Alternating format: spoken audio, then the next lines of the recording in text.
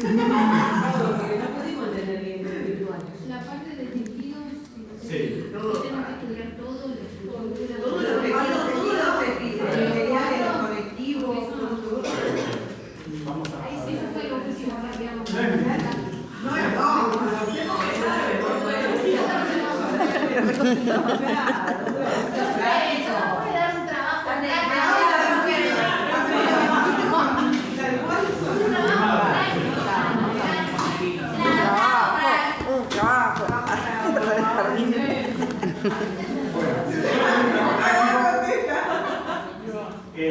Si para el parcial llevo un poco, me imagino para una tejidos 4. 4 tejidos. No me Muscular, nervioso. tejidos epiteliales. A ver, primero, para que se entienda. Los tejidos, sea cual sea, tienen dos componentes.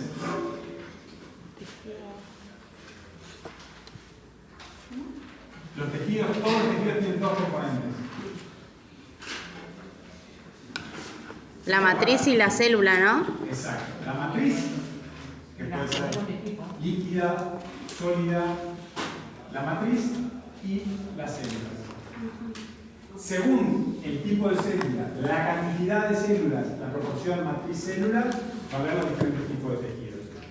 Si yo tengo una gran condensación de células y poca matriz, y por lo general están apoyados en una membrana, a ver, el epitelio se caracteriza por ser el tejido que recubre estructuras.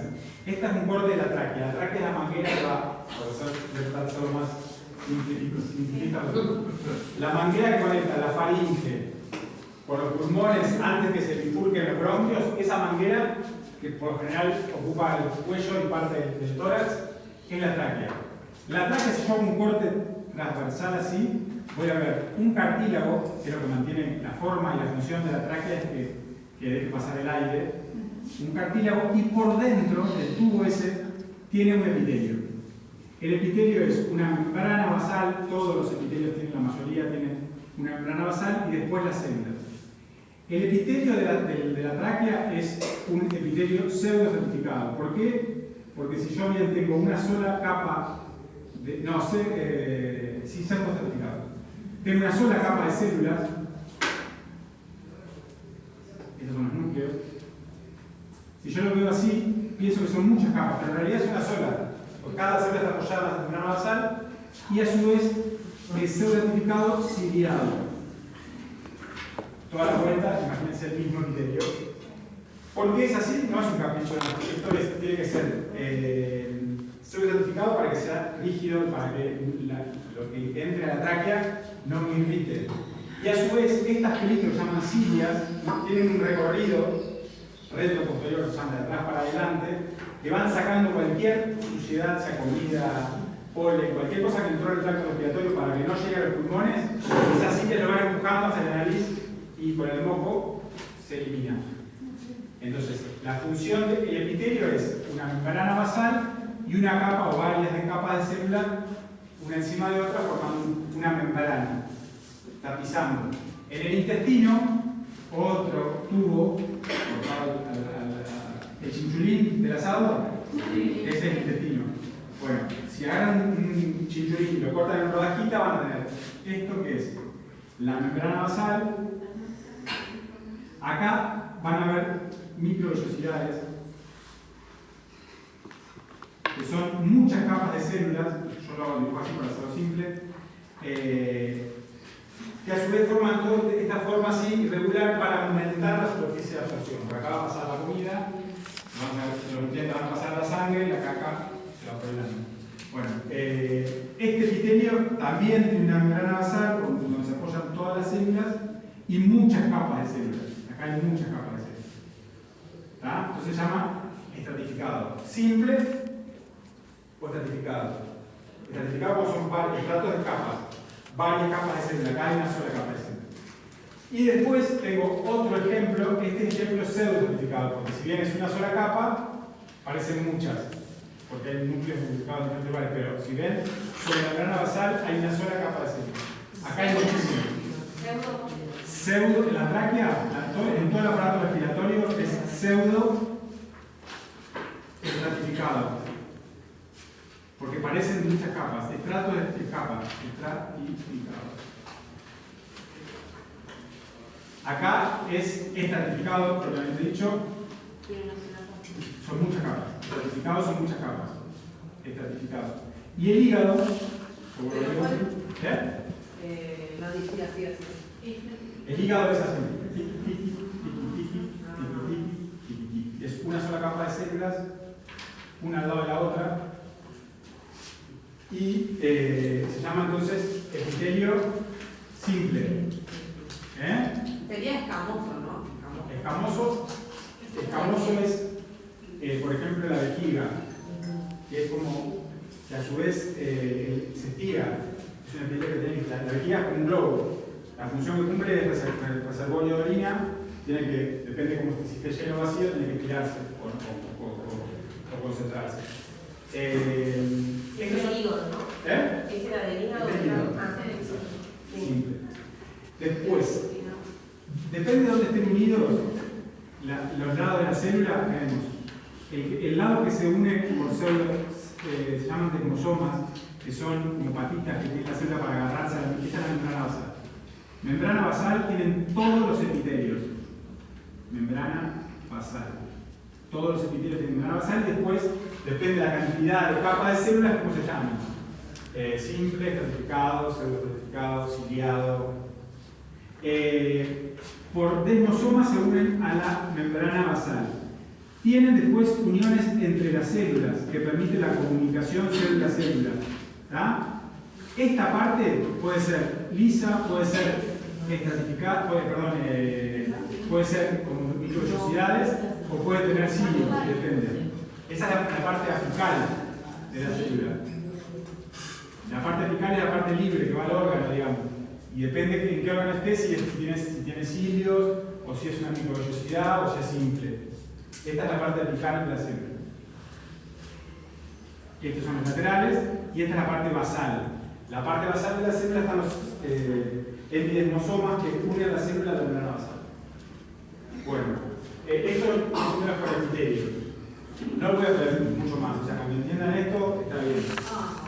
Después.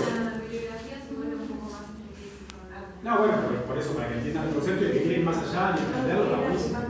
Pero con que ya entiendan esto básico, el tejido epitelial se diferencia del músculo, por ejemplo, en la proporción matriz-célula es mucho mayor.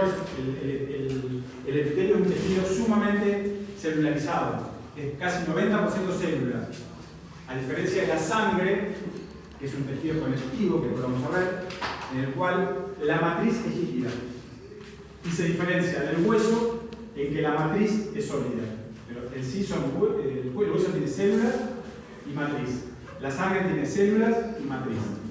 Las células de la sangre son los glóbulos rojos, los glóbulos blancos, las plaquetas. Esas son las células. Y después, la matriz se llama plasma. La matriz, esas son las células, la matriz se llama plasma. Este tejido se caracteriza por tener su matriz líquida. ¿Por qué? Porque tiene que fluir, tiene que llegar desde los pulmones, donde está limpia, a repartirse hasta el cerebro y a todos los órganos para llevar el oxígeno. Esa es la función básicamente de la sangre: llevar oxígeno, llevar nutrientes y llevar defensa. Los glóbulos blancos y las plaquetas hacen la coagulación. O sea, por eso la matriz por eso la sangre es líquida, no es capricho, porque la función que cumple es distribuir.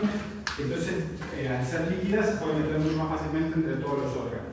Profe, Sí. los desmosomas. Epidesmosomas. Desmosomas.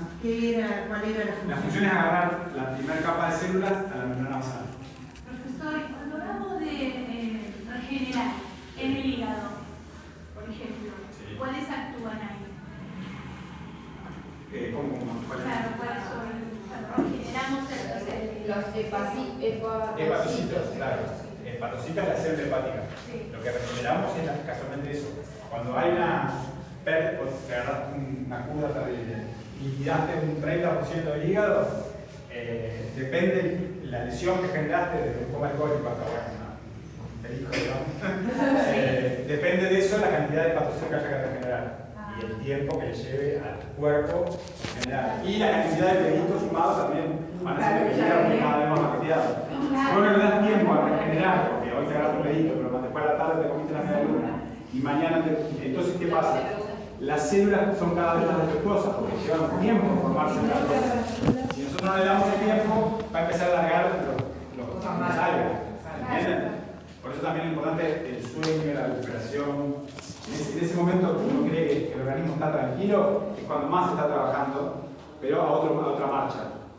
Si yo no duermo bien, el organismo tiene que seguir haciendo todo eso, pero encima con las funciones de estar despierto. Entonces el desgaste es mucho mayor. Por eso hay que dormir mucho después de eso. Sí. Sobre todo cuando estás creciendo, a ver, como les decía, el organismo tampoco es que siga creciendo, sino que seguimos estirando. Tiene un tope. Cuando llegamos a la madurez, llegamos a ese tope. Ahí todos los organismos naturalmente se frenan. Y después de esa parte, digamos, en una etapa de adultez, empiezan a recaer. Todos estos periodos, por eso necesitamos dormir más para recuperarnos más, y no nos recuperamos en todo inclusive. Y casualmente, últimamente, nuestras generaciones duermen menos, más grandes son, menos dormimos, por ahí motivo. Entonces, bueno, se complica. Los organismos estamos pidiendo que se regenere y a su vez que actúe. Bueno, la diferencia. Eso sería el colectivo, ¿no? Sí, es colectivo, sangre. Hay otro colectivo que también se parece, pero no se parece. O sea, se parece en el sentido que tiene una gran cantidad de plasma y menor cantidad de células, que es el hueso. El hueso, la matriz, esto es sangre.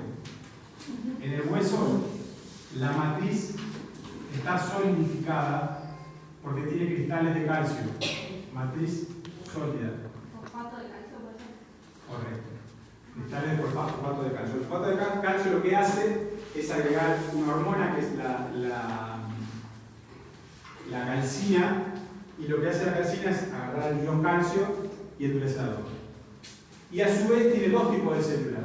El hueso tiene el osteoblasto, que ayer hablamos, cuando hablamos virtual, nos preguntamos si el odontoblasto es lo mismo. No, eso es otra cosa.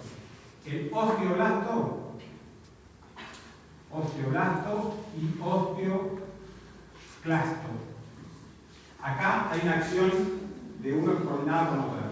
Cuando hay una lesión, empieza a poblarse de osteoblastos, que son células óseas nuevas, jóvenes y maduras, y se le empieza a depositar calcio, entonces se forma hueso nuevo. Cuando ya el hueso se formó, empiezan los osteoclastos a darle forma, porque si no forman el hueso, en vez de ser largo, en el caso del fémur, se forman una vértebra. Entonces, para ir modelando eso, hay una coordinación entre los osteoblastos que forman y los osteoclastos que digieren. ¿Se entiende? Perdón, ¿qué dice ahí? Acá. Acá, ahí. Osteoblastos y osteoclastos. Pero básicamente es lo mismo, porque acá tenemos células, matriz. Pero acá es sólida y acá es líquida. ¿Por qué es sólida? Porque necesito, para sostener de todo lo demás, que el esqueleto sea sólido, firme. Bueno, pero ambos son tejidos conectivos. ¿Entienden? Sí. Bueno, el tejido conectivo más común de todos es el tejido de cicatrización. Cuando yo tengo un hígado que se rompió, en el mejor de los casos, se regenera. O sea, una cosa es regenerar y otra es reconstruir. La regeneración es a partir de hepatocitos nuevos. La reconstrucción es cuando no le damos tiempo, cicatriz. La cicatriz no es funcional. Yo estoy reemplazando un pedazo de tejido que falta, pero en vez de con hígado, con una cicatriz. Entonces, ¿qué pasa? Yo, por ejemplo, hago una ecografía y tengo el hígado de un cachorro, es perfecto. Un cuadradito uno al lado del otro, tiqui con los espacios para la verita. Y cuando yo tengo un perro de 8 años, veo las cicatrices. Esa parte del hígado ya no funciona. Si bien el hígado, cuando yo hago una necropsia y veo un hígado, lo voy a ver de la misma forma, pero tiene diferentes colores, entonces me doy cuenta que esa parte, cicatriz, en la piel pasa lo mismo. Yo soy propenso a formar queloides, el queloide es una cicatriz virtuosa. En lugar de ser cicatrizarse con células Dijo iguales, que sí, pero no va a decir no a las preguntas. entonces se No sé, forma vos, por ejemplo, una querés poner cicatriz tejido muscular y lo que es así. Y creo que sí. Si me Como la prueba pasada. Se tenés que estudiar todo sí o sí. Una cicatriz. Eso es tejido conectivo. Es de reparación, pero no es funcional. Lo único que hace es rellenar los agujeros que faltan. Esa es la cicatriz. También es conectivo. El tejido conectivo está en el. Es 50% del cuerpo. O sea, todo el cicatrizante, El todo lo que cicatrizante, el que es une, por ejemplo, el que une las fibras musculares para formar un cuerpo muscular, este músculo está formado por muchas fibras que están unidas por el tejido conectivo. Y el queloide es conectivo exuberante. Exacto. En lugar, a mí se me dejaron es la ruptura de la fibra muscular. Hasta luego.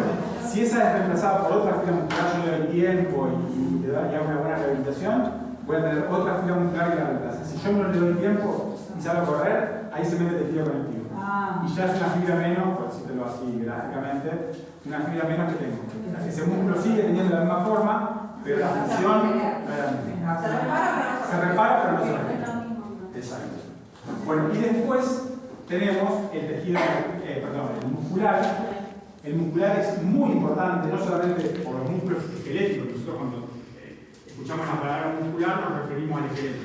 Pero hay tres tipos de músculos. ¿El del corazón? Exacto, el músculo cardíaco es muy diferente a todos los demás. El músculo esquelético, que forma el esqueleto, el 90% de nuestros músculos tenemos músculo. Este tejido está formado también por las fibras musculares, que están formadas por células musculares, que son abusadas, a diferencia de las otras fibras, son así, para cumplir su función. Y están unidas por una proteína, por dos proteínas en realidad. Están formadas por la actina y la miosina. Eso es común a todos los músculos, al cardíaco, al esquelético y al que están los órganos. Tenemos músculo liso, que es el que están los órganos. No, chicos. Músculo, tenemos tres tipos: cardíaco, esquelético y liso. Y liso. Esos son los tres tipos, pero todos tienen actina y miosina y células musculares.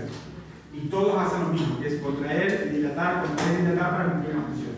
En el caso, como les dije acá, de los órganos, tienen una delgada capa por fuera de músculo que da toda la vuelta y otra capa que son fascículos que van a lo largo. O sea, una capa que lo recubre así y otra que lo recubre a lo largo. Cuando yo hago un corte, al microscopio voy a ver el epitelio, el músculo liso de un lado y el músculo liso longitudinal. Y después por fuera voy a ver una serosa. Esto es un corte de cualquier órgano hueco. El intestino, el estómago, el esófago, la tráquea, los bronquios, todos los órganos huecos que yo tengo tienen un epitelio por dentro y una. ¿Se imaginan esto, no? Es un corte de. A ver, el chinchulín corta una rodaja. Claro, exacto. Ese corte es lo que estoy viendo. Desde adentro hacia afuera. Epitelio, muscular y serosa. Todos los órganos tienen esa misma. Unos tienen una más desarrollada uno que otro, diferentes tipos de epitelio, pero básicamente todos los órganos huecos tienen la misma distribución de tejido.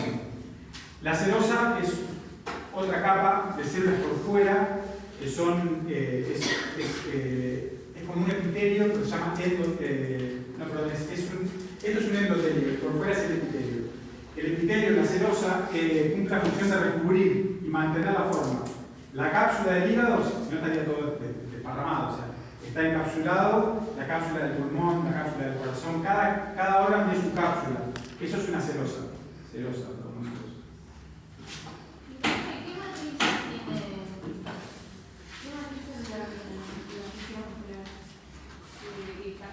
No, esto no es un tejido conectivo, esto es músculo. Esto no nos caracteriza por célula y matriz. Eso era el caso de los tejidos conectivos. Esto el músculo es la célula muscular exactamente, formando fibras musculares. ¿Cómo? Depende de donde estén, va a ser la función del corazón, es un músculo enorme que forma los ventrículos y las aurículas, que son las cavidades del corazón, tiene una fuerza terrible porque tiene la función de bombear los 3 litros y pico de sangre que nos conforman, para llegar a todos los órganos y a todos los tejidos. Ese es el músculo cardíaco. El músculo esquelético son las típicas fibras que forman un cuerpo muscular con un tendón que se inserta se origina en un hueso y se inserta en otro, y esa es la función que tiene. Y el músculo liso forma parte de los órganos huecos. Ese es los músculos. Y por último, dentro de los tejidos, y no menos importante, el tejido nervioso. El tejido nervioso, al igual, se lo estudia aparte, pero es muy parecido, si se quiere, a lo que es un tejido conectivo, pero se estudia aparte porque es mucho más complejo. Pero básicamente también tiene una matriz y tiene sus células. Las células del tejido nervioso, ¿cómo se llaman? Neuronas, correcto. Y a su vez, las neuronas están contenidas por células de sostén, que son las células de la glía. ¿Se acuerdan? Las células de glía había dos tipos. Unas que sostienen el cuerpo neuronal, ese cuerpo neuronal le da los axones, y otras sostienen a los axones. ¿Se acuerdan? Oligo, dentro.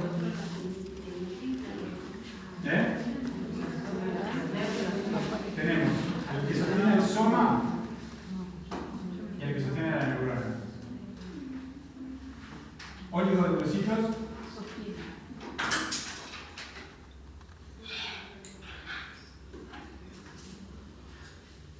Y adenosítos.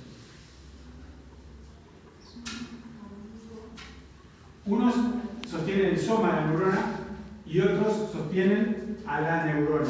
O sea, la neurona, por ejemplo, esto es una neurona, tiene unas terminales cortitas que son para unir una neurona entre sí con otra, que se llaman dendritas, y tiene una prolongación larga, que se juntan varias de estas uniones largas y forman un nervio que va a la superficie del cuerpo, llevando la información, ya sea de contractibilidad o de relajar.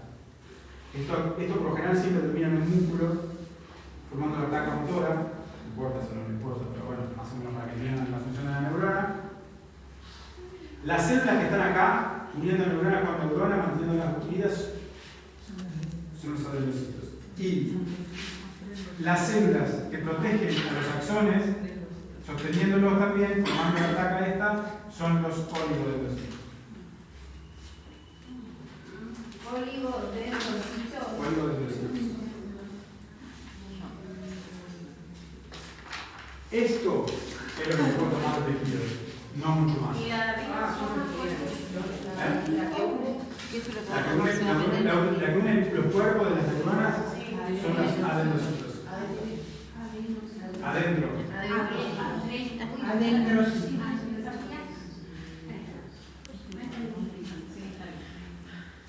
Y abajo que dice neurónomo,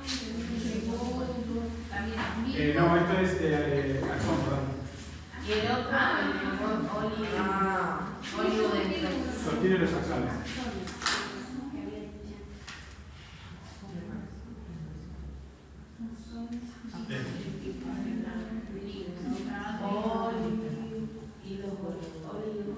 Este es el soma, la neurona, este es el cuerpo. Y estos son los axones. Y estas son las dendritas.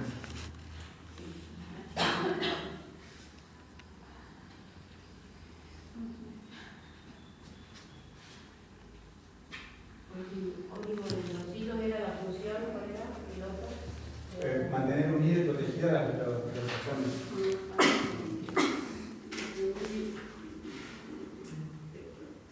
Bueno, básicamente esto es lo que yo puedo llegar a preguntar dentro de lo que es tejido.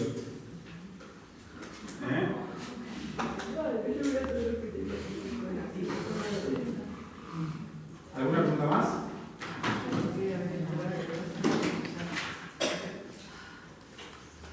Bueno, entonces, como el parcial anterior, se aprueba con 4, se aprueba con 4, se promociona con 7. Y lo de las leyes de Mendel, que con que sepamos solamente el gráfico y lo entendamos está, o va a ser actividades. El gráfico de Brunel te explica básicamente toda la teoría de la ley.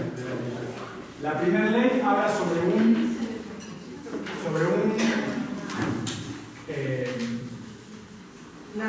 cuando fenotípicamente vos querés hacer hincapié sobre una determinada característica. Entonces, ¿qué pasa? Por ejemplo, el color de la flor. El color de la flor está dado. Esta flor es roja. Después vamos a ver con el tallo, pero por ahora con la flor nada más. La vemos.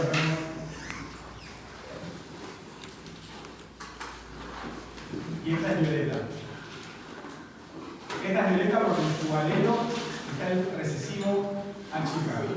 Y esta es roja porque está el recesivo A grande. Cada vez que haya un dominante, la flor va a ser roja. Y solo cuando haya solo alelos recesivos, va a aparecer violeta. No tiene que haber ningún dominante porque puede haber A grande, A chica, A grande, A grande, A chica y A chica, A chica. ¿Esta qué es? Roja. ¿Esta? Roja. ¿Esta? Roja. Bien. Solo para que haya potencial violeta.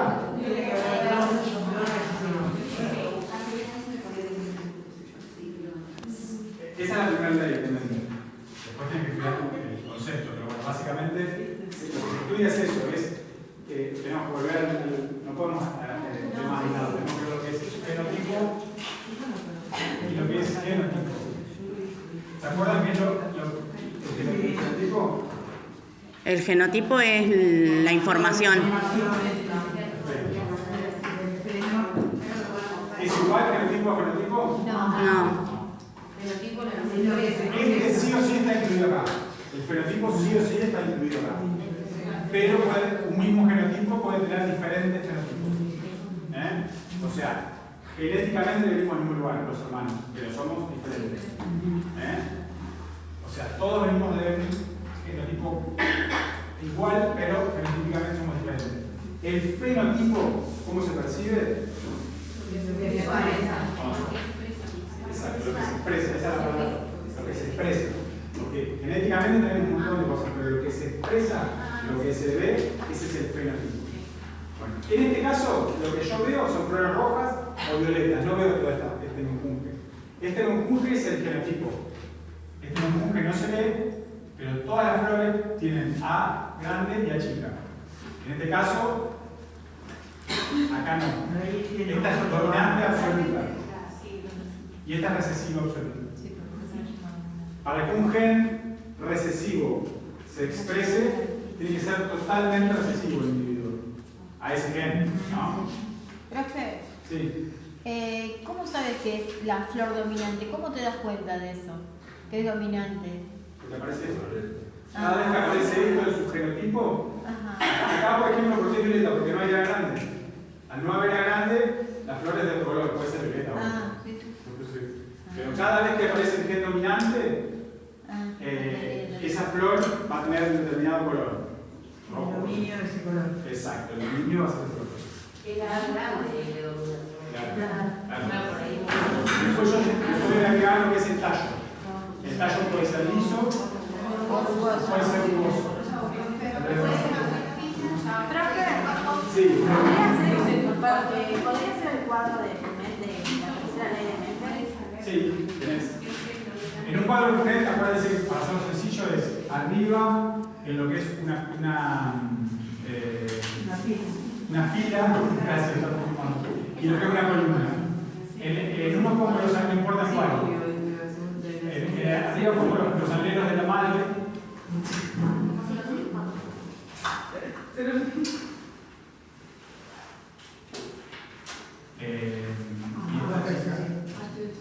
Y acá es el padre.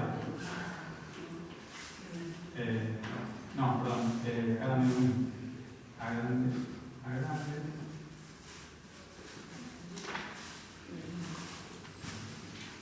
Y ahí empiezas a cruzar este con este, A grande, A chica. Este con este, A grande, A chica. Si bien están, van a ser, o sea, son iguales estos, si bien es al revés. Pero bueno, no, me refiero a que yo va a dar lo mismo, Y acá también. Es como 6 por 9, 6, 3, 1. Exacto. Sí, es como en el fútbol. Acá. No, por Más fácil, ¿verdad? sí, no sé si no. No, pero un segundo del segundo. No, del tercero. Ah, me parecía que fue una obra extra, no me pareció. 1, 2, 3, 4, 5, 6.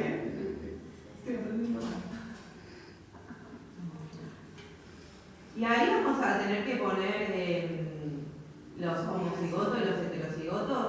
No. ¿No hace falta? No hace falta. Ah, ok. Solo con que lo sepamos ya está. Ahí está. Y ahí te va a dar